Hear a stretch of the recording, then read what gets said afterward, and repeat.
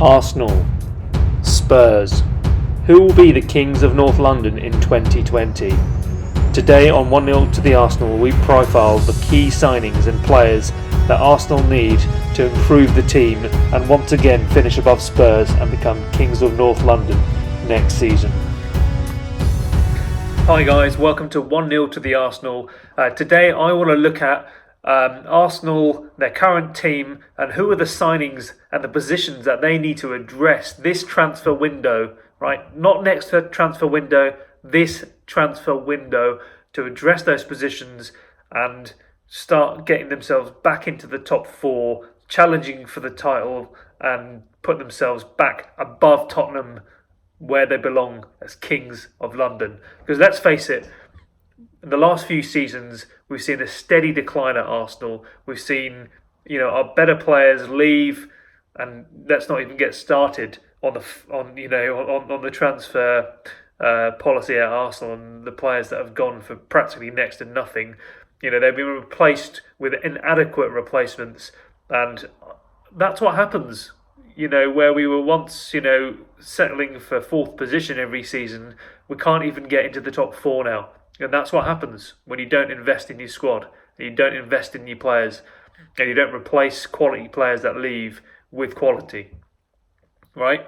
So I want to look at the combined 11 today. I'm going to do a combined Arsenal and Tottenham 11. And we're going to look at who from the Arsenal team currently would make it in that team, and really what then are the positions that Arsenal would need to address to going forwards, so that for next season and the season after, Arsenal finish above Spurs. Alright guys, let's start off by looking at what I've put together as a combined Spurs and Arsenal team. This is on the basis that all current players are available. The formation is a 4-3-2-1 formation. That's on the basis that I believe that's Unai Emery's preferred formation. He played a lot with three at the back over the course of last season. But if you go back to his days as Sevilla manager and Valencia manager, he wants to play a four at the back. That's his preferred formation. I believe that's the formation he will want to go back to from next season. So that's what we've gone with. Now let's start off in goal. I've gone for Bernd Leno over Hugo Lloris. There's not too much between both goalkeepers. Both can be match winners on their day, but on that basis, I'm very happy with Bernd Leno in goal. He's the younger of the two, and Lloris has proven to be error-prone over the past couple of seasons. So Bernd Leno goes in goal. But then look at the back four. Three of the back four are Spurs defenders. At left back, Rose gets the nod over Monreal and Kolasinac. Not really even a contest. Monreal's now 33 and he's past his best, and Kolasinac couldn't defend if his life depended on it. So Rose at left back. Again, we all know how centre-back's a major issue for Arsenal. When we watch Arsenal defend in some of these games last season, it's kind of like watching Laurel and Hardy.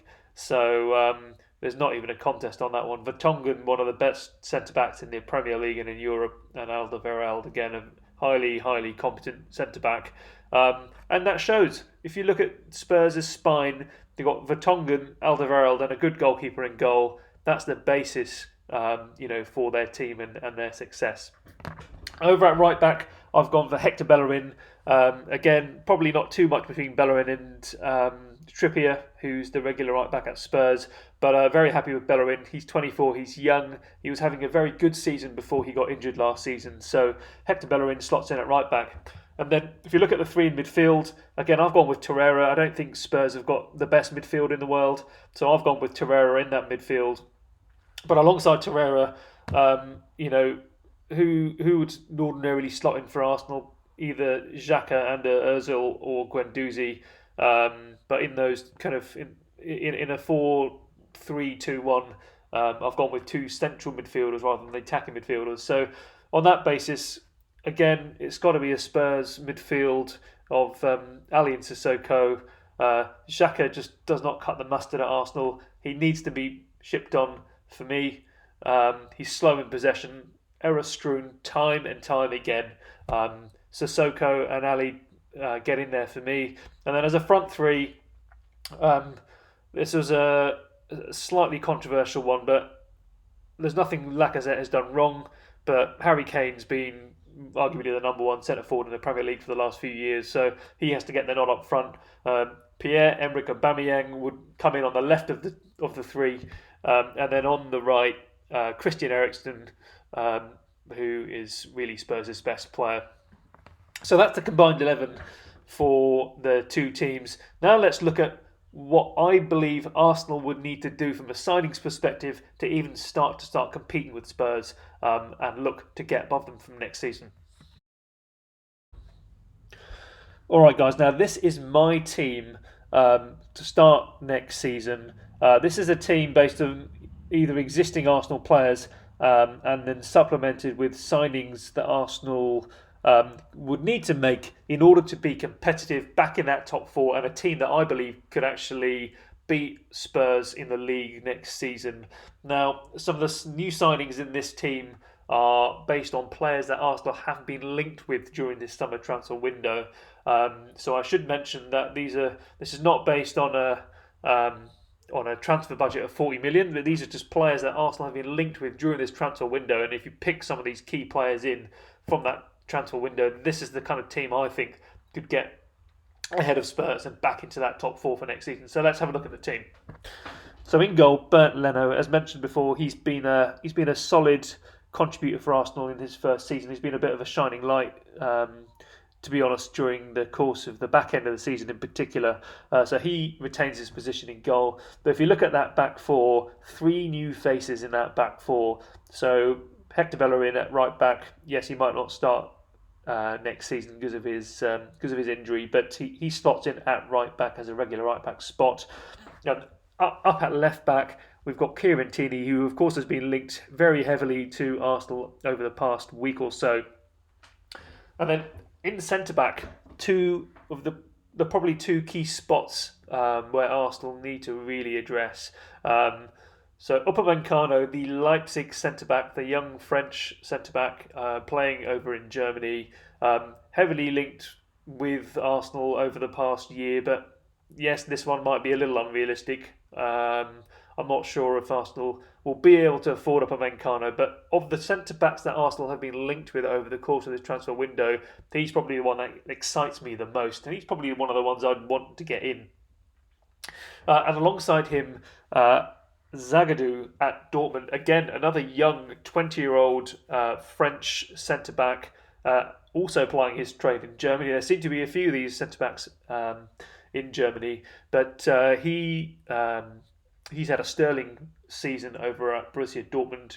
20 years old, broke into the side. He's had a couple of injuries over the course of that season that sort of curbed his natural progression, but he's had a sterling first season. There's a number of clubs also who are looking at Zagadou, Arsenal of which are one, and they are looking at him as one of those positions that could, one of those players, should I say, that can fill that problem position at centre back. So I've gone for a centre back pairing of Upamecano and Zagadou. In front of them, Torreira at the defensive midfield position. His role at the club has been really up in the air at the moment, of course, linked with Milan, but for now, I believe he'll stay and he gets into that defensive midfield slot. On the basis that there haven't been really too many midfielders linked with Arsenal this transfer window. I think Dennis Praet was the first midfielder to be linked with Arsenal earlier in the window. That one's gone very, very quiet, so I've not incorporated him into this team. Granit Xhaka, who I believe needs to be released. I think he needs to be let go. He doesn't cut the mustard for me, but on the basis there's no real alternatives at this stage, will retain his position in that side. And alongside him is another player that has very recently been linked to Arsenal. He's an 18-year-old player playing for Red Bull Salzburg over in Austria. I'm not even going to bother trying to pronounce his name because I'm going to absolutely butcher it. I think Zoboszlai. But he's an 18-year-old player that has been described by his manager over at Salzburg as potentially being the world's best midfielder in years to come. Now, he's a very exciting and talented midfield player. Already a very good player, but of course he's playing his trade in the Austrian league.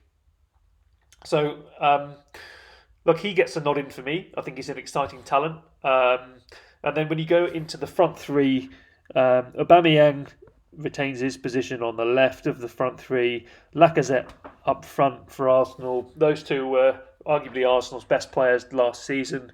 And then alongside them, I've gone for Wilfried Zaha. Again, of all the wide players linked with Arsenal, he, albeit may well be out of Arsenal's price range, but he's probably the one that excites me the most. He's the one who's got Premier League experience. He was outstanding at Crystal Palace this season. Their best player, scored 10 goals and I think over around 5 assists this season. So, a significant contributor to really a mid-table team. And Wilfried Zaha, I think, will bring that pace, that excitement, the ability to dribble past people, goes past players, and deliver an end product. Will be a great service for Aubameyang and Lacazette. So he gets the nod in for me. And for me, this is the kind of team I think Arsenal can start to compete back in the top four. It provides some solidity at the back, and it's got some exciting players in the kind of midfield and in those wide areas where Arsenal were really lacking last season. They had to revert to playing Mesut Ozil behind two strikers, with the wing backs playing and flanking those guys. But really, that was driven out of the fact that we didn't have any quality wingers. Alex Iwobi is poor for me.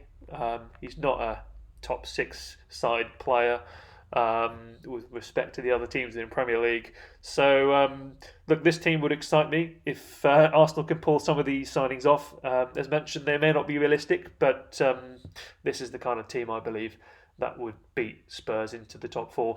Let me hear your thoughts and your comments. I want to know, who do you think Arsenal can bring in that can really affect the team and really help the team to elevate themselves into becoming contenders again, and of course beating the arch rivals and the enemy Spurs into the league position and the top four for next season. And of course, if you like the content and you want to see more videos like this, hit the subscribe button, leave your comments down below, and we'll be back with you soon for another video on 1-0 to the Arsenal.